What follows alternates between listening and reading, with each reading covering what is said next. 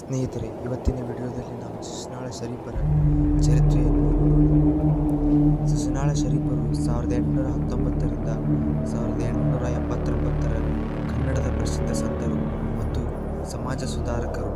ಅವರು ಧಾರವಾಡ ಜಿಲ್ಲೆಯ ಶಿಶುನಾಳ ಗ್ರಾಮದಲ್ಲಿ ಜನಿಸಿದರು.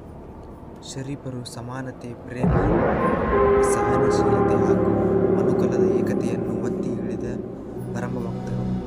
ಅವರ ಜೀವನ, ಕವಿತೆಗಳು ಮತ್ತು ಸಂದೇಶಗಳು ಇಂದಿಗೂ ಜನರನ್ನು ಪ್ರಭಾವಿತಗೊಳಿಸುತ್ತದೆ. ಶರೀಫರು ಮುಸ್ಲಿಂ ಕುಟುಂಬದಲ್ಲಿ ಜನಿಸಿದರೂ ಸಹ ಹಿಂದೂ ಸನ್ಯಾಸಿಗಳು, ಗುರುಗಳು ಮತ್ತು ಸಂತರ ಜೊತೆ ಸಾಮೀಪ್ಯ ಹೊಂದಿದ್ದರು.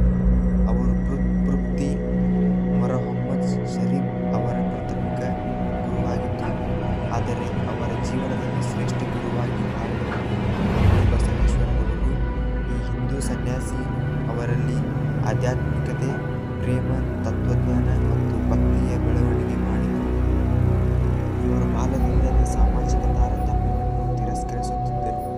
ಯಾವ ಧರ್ಮ, ಜಾತಿಯ ಜನರಿಗೂ ಅವರ ಸಮಾನ ಭಾವನೆ ಹೊಂದಿದ್ದರು.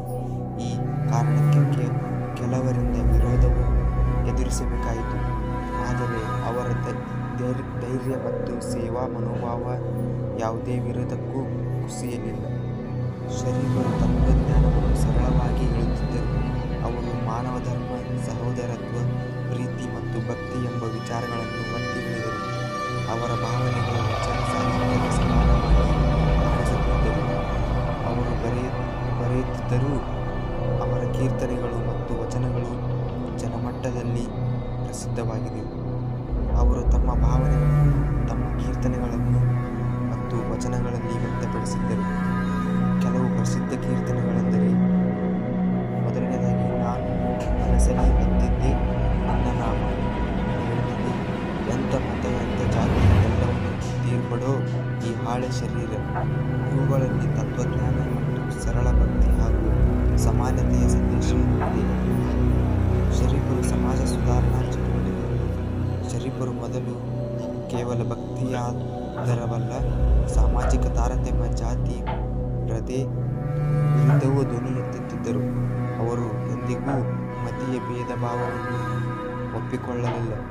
ಶರಣ ಸಾಹಿತ್ಯದಂತೆ ಅವರು ಭಕ್ತಿಯನ್ನು ಹೃದಯಪೂರ್ವಕ ಸೇವೆಯ ರೂಪದಲ್ಲಿ ಮೆರೆದರು. ಅವರು ಹಿಂದೂ ಮುಸ್ಲಿಂ ಐಕ್ಯತೆಗಾಗಿ ಕಷ್ಟಪಟ್ಟು ಕೆಲಸ ಮಾಡಿದರು. ಅವರ ಸಂದೇಶ ಎಲ್ಲ ಧರ್ಮದವರಿಗೂ ಸಮಾನವಾಗಿತ್ತು.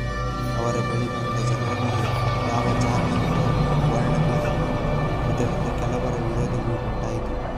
1889ರಲ್ಲಿ ಶರೀಫರು ತಮ್ಮ ಭೌತಿಕ ದೇಹ ತ್ಯಜಿಸಿದರು. ಆದರೆ ಅವರ ಕೃತಿಗಳು, ಕೀರ್ತನೆಗಳು, ತತ್ವಗಳು ಮತ್ತು ಭಾವನೆಗಳು ಇಂದಿಗೂ ನಮ್ಮ ಬದುಕಿನಲ್ಲಿ ಜೀವಂತವಾಗಿವೆ. ಅವರ ಸಮಾಧಿ ಶಿಶುನಾಳದಲ್ಲಿದೆ. ಅವರ ಜೀವನ ಮತ್ತು ಸಂದೇಶಗಳನ್ನು ಆಧರಿಸಿ ಹಲವಾರು ಪುಸ್ತಕಗಳು, ಕೃತಿಗಳು, ನಾಟಕಗಳು ಬರೆಯಲ್ಪಟ್ಟಿವೆ. ಶಿಶುನಾಳ ಶರೀಫರು ನಮ್ಮ ಸಮಾಜಕ್ಕೆ ನೀಡಿದ ಸಂದೇಶಗಳು ಅಮೂಲ್ಯ. ಅವರ ತತ್ವಗಳನ್ನು, ಉಪದೇಶಗಳು ಮತ್ತು ಸಾಮಾಜಿಕ ಏಕತೆ ಬಗ್ಗೆ ಹೇಳಿದರು. ಇಂದು ಅವರ ತತ್ವಗಳನ್ನು ಪಾಲಿಸಿದರೆ ಸಮಾಜದಲ್ಲಿ ಶಾಂತಿ, ಸೌಹಾರ್ದತೆ, ಪ್ರೀತಿ ಹಾಗೂ ಸಹನೆ ವೃದ್ಧಿಯಾಗುತ್ತದೆ. ಅವರ ಜೀವನ ನಮಗೆ ಸತ್ಯ, ಪ್ರೇಮ, ಭಕ್ತಿಯನ್ನು ಮತ್ತು ಸಮಾನತೆಯನ್ನು ಪಾಠವನ್ನು ಕಲಿಸುತ್ತದೆ. ಇವತ್ತಿನ ವಿಡಿಯೋದಲ್ಲಿ ಶಿಶುನಾಳ ಶರೀಫರ ಒಂದು ಚಿಕ್ಕ ವಿಡಿಯೋ ನೋಡಿದ್ದಕ್ಕಾಗಿ ಧನ್ಯವಾದ.